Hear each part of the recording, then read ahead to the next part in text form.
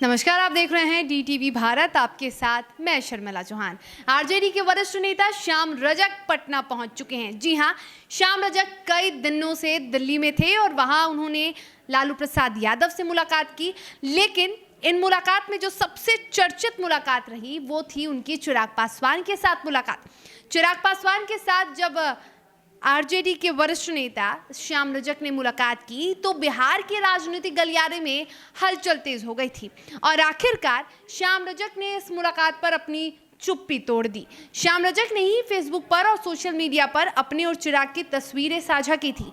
लेकिन श्याम रजक जब पटना पहुंचे तो आखिरकार पत्रकारों के सवालों का उन्होंने जवाब दिया। साफ तौर पर उन्होंने कहा कि उनकी जो मुलाकात थी वो एक औपचारिक मुलाकात थी, वो शिष्टाचार भेंट थी।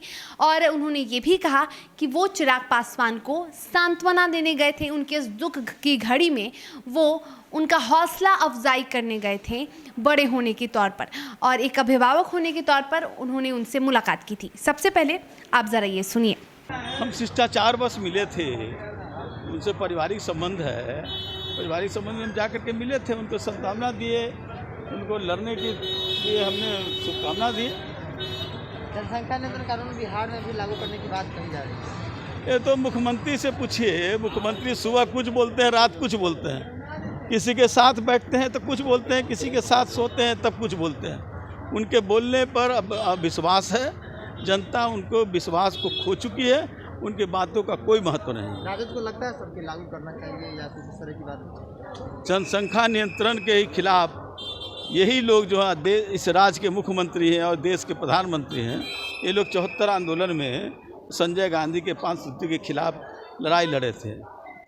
और जब लड़ाई लड़े थे तो इनको उस समय सोचना चाहिए था कि गलत है लड़ाई तो या सही है, जो भी, तो लड़ाई नहीं लड़ना चाहिए था और लड़े हैं और आज वो उसी बात को लागू कर रहे हैं। मेरा साफ कहना है कि जनसंख्या नियंत्रण सही है, लेकिन कानून के द्वारा नहीं बल्कि अवेयरनेस के द्वारा, जन जागृति के द्वारा लोगों में इतनी जन जागृति किया जाए। और कानून से कोई चीज़ का नहीं होता है, कानून आप पालन कर दीजिए। उस समय हुआ था नसबंदी कानून के द्वारा और कितना त्राहिमाम मचा था, तो इनका भी जाना तय है। लालू प्रसाद यादव से मिले, क्या कुछ बात? अरे हम संगठन के हम पदाधिकारी हैं, हमारे संगठन के वो अध्यक्ष हैं, हम संगठन की बात न करेंगे? संगठन को कैसे? और स्वास्थ्य तब ठीक है, स्वास्थ्य ठीक है, स्वास्थ्य ठीक है और स्वास्थ्य उनका और अच्छा होते जा रहा है। महीना दिन के अंदर ही उनके आने की संभावना है। देखिए, इस देश में 2 धारा चल रही है, एक गोलवलकर की धारा और एक है अंबेडकर की धारा।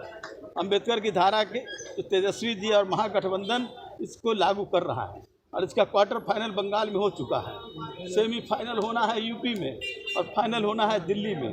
तो तेजस्वी जी एक तरफ नेतृत्व कर रहे हैं। अब जिन लोगों को गोलवलकर की धारा को छोड़ करके और अंबेडकर की धारा में आना है, वो महागठबंधन में और सब लोग मिल करके काम करेंगे और देश को जो धराशायी करने वाला, देश को तोड़ने वाला, देश में महंगाई, बेरोजगारी, कई तरह की जो चल रहे हैं समस्याएं, वो समस्याओं से निजात होगा अंबेडकर की धारा से ही।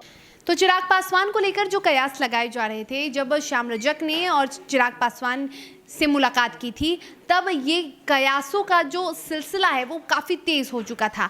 ये कयास लगाए जा रहे थे कि जल्द ही आरजेडी में चिराग पासवान शामिल हो सकते हैं, जल्द ही लालटेन में चिराग शामिल हो सकते हैं और लालटेन का लॉ बन सकते हैं चिराग।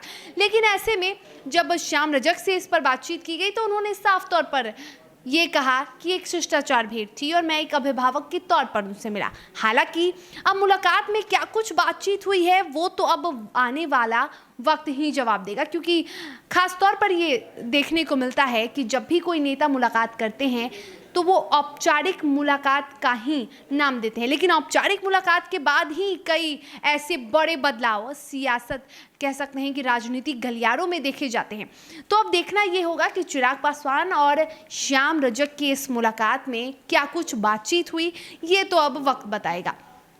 वहीं श्याम रजक से जब जनसंख्या नियंत्रण पर बातचीत की गई तो श्याम रजक ने साफ तौर पर कहा कि बिहार में कोई कानून ना लागू हो, सिर्फ लोगों को जागरूक किया जाए। और इसी के साथ उन्होंने सीएम नीतीश कुमार पर एक बार फिर हमला बोला। उन्होंने कहा कि सीएम नीतीश का कोई भरोसा नहीं, सुबह वे कुछ और बयान देते हैं, शाम में वो कुछ और बोलते हैं, तो उन्हें खुद नहीं पता कि वो बोलते क्या हैं। इसी के साथ उन्होंने कहा कि बिहार में कानून की नहीं बल्कि लोगों को जागरूक करने की ज़रूरत है। आपको बता दें कि जनसंख्या नियंत्रण को लेकर लगातार बिहार में सियासत हो रही है। लगातार बिहार में जो अलग अलग गुट हैं वो अपनी अलग अलग राय दे रहे हैं और ख़ास तौर पे एनडीए में लोग अपने अपने मत रख रहे हैं। अगर बात करें एनडीए में तो सीएम नीतीश कुमार और डिप्टी सीएम रेणु देवी का जो बयान है वो सबसे चर्चित रहा, क्योंकि दोनों का जो बयान था वो बिल्कुल एक दूसरे के उलट था। तो ऐसे में जनसंख्या नियंत्रण को लेकर सब अपनी अपनी राय दे रहे हैं और श्याम रजक ने भी अपनी राय दी है। श्याम रजक ने भी कहा है कि बिहार में कानून लागू नहीं होना चाहिए, बिहार में लोगों को जागरूक करना चाहिए और लोगों की जागरूकता की वजह से ही जो जनसंख्या है वो अपने आप नियंत्रित हो जाएगी।